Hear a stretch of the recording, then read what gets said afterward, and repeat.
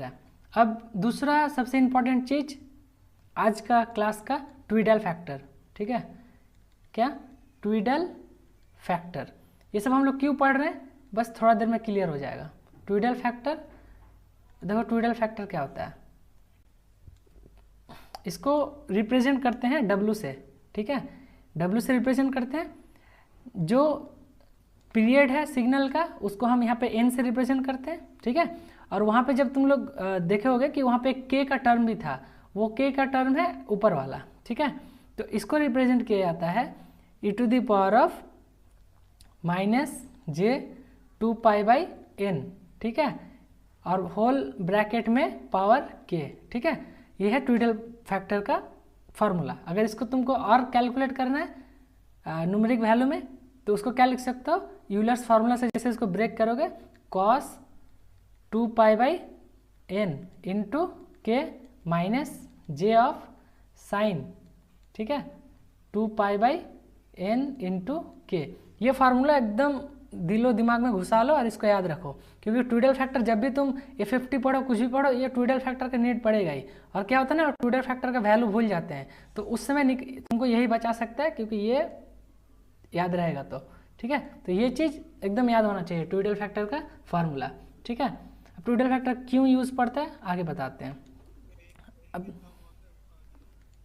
n है तुम्हारा, वहाँ पे n जो है ना वो तुम वैरी करोगे ना कैलकुलेट करने के लिए। यहाँ पे हम देखो DTFT जब तुम ये DTFT जब पढ़ते हो तो e⁻⁻ -j⍵n पढ़ते हो, ठीक है। तो ये n जो है तुम्हारा वो डिस्क्रीट ये मतलब अलग अलग वैल्यू के लिए तुम कैलकुलेट करते हो n का, लेकिन ये फैक्टर जो तुम इसे मल्टीप्लाई कर रहे हो ये आता है तुम्हारा इसमें DFT में, इसका कैलकुलेशन फास्ट हो इसीलिए, ठीक है। तो ये n फार्मूला में है, हाँ एक्चुअली हम वहाँ से ये वाला टर्म को सिर्फ कैलकुलेट करेंगे, ठीक है।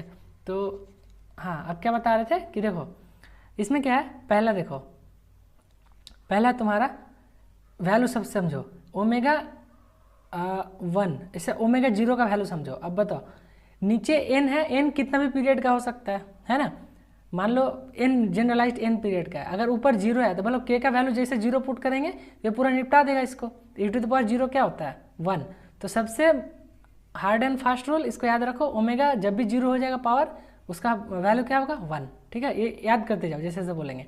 दूसरा चीज ω(n)(n), अब बताओ ω(n)(n) का मतलब क्या होता है, इसका मतलब देखो फार्मूला में पुट करो e⁻⁻j2π/n ऑलरेडी है और k देखो पावर में है तो ये मल्टीप्लाई हो जाएगा, तो जैसे मल्टीप्लाई तुम यहाँ पे n हो जाएगा n k के जगह तो n कट गया। अब e⁻j2π यहाँ पे पुट करो फार्मूला में, तो यहाँ पे लिखो cos 2π, ठीक है, माइनस j sin 2π। अब बताओ इसका वैल्यू बताओ, cos 2π कितना होता है बोलो, cos 2π बताओ, नहीं पता, cos 2π 1 होता है, -1 नहीं 1 होता है, और sin 2π 0 होता है, इसका मतलब इसका भी वैल्यू क्या होगा 1। तो जब भी तुमको मान लो तुम 4 पॉइंट DFT निकाल रहे हो और उसका पावर जब भी 4 हो जाएगा तुमको सिंपली क्या लिख देना है 1, या फिर जब भी तुम 4 पॉइंट DFT लिख रहे हो उसका पावर 0 है उस टाइम तुमको क्या लिख देना है 1। बोलो ये दोनों चीज़ क्लियर है, बताओ, है ना, दो चीज़ क्लियर है हमको कि पावर 0 होगा तो 1 करेंगे, पावर n होगा तो उसको भी 1 करेंगे। देखो ये चीज़ शायद सबको याद रखने में दिक्कत होता है, साइन का वैल्यू और कॉस का वैल्यू, तो देखो ग्राफ तो सबको याद रहता है, साइन कॉस का ग्राफ किसको याद नहीं है।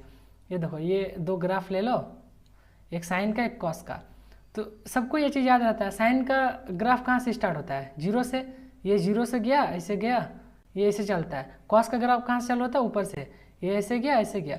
अब बस सिंपल है ना कि जब भी भूलो वैल्यू तो सिंपल क्या करो, ये 0 से स्टार्ट होता है, ये π/2 होता है, ये पाई होता है, ये तुम्हारा 3π/2 होता है, ये तुम्हारा 2π होता है ना। अब देखो यहाँ पे वैल्यू क्या होता है 1, यहाँ वैल्यू क्या होता है -1। अब बोलो साइन 90 कितना होता है, साइन 90 देखो यहाँ पे वैल्यू दिख रहा है, पाई का वैल्यू कितना है 1। देखो यहाँ पे देखो साइन पाई कितना होता है, बोलो साइन पाई कितना होता है, देखो यहाँ वैल्यू देखो पाई में कितना है 0, याद रखने का। देखो साइन 2π कितना होता है 0, है ना। सिमिलरली कॉस में देखो ये तो π/2 होता है, ये 0 पे है, ये 3π/2 पे है, ये 2π पे है, सॉरी ये पाई पे है, ये पाई पे है, 90 बढ़ रहा है ना, 3π/2 और ये तुम्हारा 2π। तो देखो यहाँ पर भी याद कर सकते हो cos 0 कितना होता है, ये तो सबको याद होता है, cos 0 1। देखो 0 पे वैल्यू कितना है, 1 है ना। cos 90 कितना होता है, सबको पता है ये चीज़, cos 90 कितना होता है, 0। ये दोनों सबको याद रहता है, लेकिन उसका आगे का याद नहीं रहता है, तो उसका आगे का यहाँ से देख लो, ठीक है ना, ग्राफ से देखो तो विजुअलाइज हो रहा है सामने ही। चलो ये तो एक्स्ट्रा चीज़ था, हम लोग फिर उस पर आते हैं टोटल फैक्टर पे, ठीक है। अब देखो अगर तुम्हारा ओमेगा n और ऊपर n/2 पावर है, इसका मतलब कि अगर तुम्हारा 4 पॉइंट DFT और ऊपर 2 है, इसका मतलब वही ना, n और ऊपर n/2, उसका मतलब पावर 2 है, तो उस टाइम तुम्हारा क्या हो जाएगा, -1, ठीक है। इसको वेरीफाई करने के लिए तुम क्या करो, उस पर जाओ, वो फार्मूला पे और पुट करके देख लो। तो फार्मूला पे क्या आ जाएगा, e⁻ -j π, तो e⁻ -j π को ब्रेक करो, क्या, cos π -j sin π। बोलो अभी अभी जस्ट बताएं, cos π कितना होता है, अभी जस्ट बताएं, cos π कितना होता है, -1, sin π 0, तो बस यहाँ पे 1 और यहाँ पे -0, यानी ओवरऑल कितना आ गया, -1। तो इसका वैल्यू क्या हो गया, याद रहेगा, बोलो जो जो वैल्यू बोल रहे हैं तो याद रहेगा ना ये सब, और नहीं रहेगा तो ये फार्मूला से हमेशा निकाल लेना, क्योंकि ये गलत निकालोगे तो फिर आगे और कुछ कोई नहीं मना, मतलब कोई कुछ नहीं कर सकता है। देखो दूसरा चीज़, जो जो चीज़ हम बता रहे हैं इसको एकदम नोट करते जाओ कॉपी में। दूसरा चीज़, अगर तुम्हारा ओमेगा n है और ऊपर n+1 है, यानी W अगर 4 है और ऊपर 5 है, इक्वल टू W अगर ये तो हो गया, तो इसको ये चीज़ लिख सकते हो, यानी इसको क्या लिख सकते हो, W 4 पावर 1, यानी इसको क्या लिख सकते हो, WN का पावर n+1 को लिख सकते हो WN1, माने ऊपर तुम 1 कर सकते हो, ठीक है, क्लियर है, बोलो।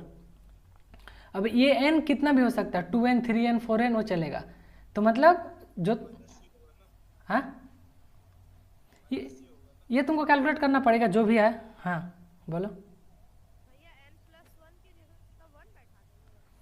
हाँ n+1 को रिप्लेस करके, मान लो देखो जैसे अगर तुम्हारे पास W 4 पॉइंट DFT का ऊपर 5 आ रहा है, तो तुम इसको सिंपली क्या लिख सकते हो, W4 1, समझे, समझ लो। अगर मान लो आ गया W4 8, सॉरी W4 9, तो इसको क्या लिख सकते हो, ये कितना का पीरियड है, 4 का, तो 4 दूनी 8, तो ये देखो इस फॉर्म में आ रहा है W4 2n+1। तो जब भी तुमको इसका n के साथ कोई इंटीजर, ठीक है, मल्टीप्लाई करके +1 अगर आता है, तो उसको सिंपली क्या लिख सकते हो, W1, ठीक है। और उसके अकॉर्डिंग 4 पॉइंट है, W यहाँ पे फार्मूला पुट करके चेक कर लो, -j आएगा शायद, है ना। चलो तो ये चीज़ क्लियर, हाँ हाँ। और एक चीज़ देख लो, अगर WN और ऊपर n/2 + 1 है, ठीक है, तो इसको तुम लिख सकते हो क्या, -WN1, बाहर एक माइनस आ जाएगा सिंपली। इसका मतलब अगर तुम यहाँ पे लिख रहे हो W4 और ऊपर लिख रहे हो तुम 3, तो देखो ये वही हो रहा है ना, W4 यहाँ पे 4/2 + 1, तो इसको सिंपली क्या लिख सकते हो, -W4 1, ठीक है। मतलब जो तुम्हारा -j आया था, इस बार क्या आ जाएगा, +j, क्लियर है, बोलो। ये चीज़ क्लियर है सबको, समझ में आ रहा है, आई होप आ रहा होगा। हाँ तो ट्विडल फैक्टर क्लियर है सबको, ट्विडल फैक्टर में कोई दिक्कत नहीं है, ठीक है, चलो।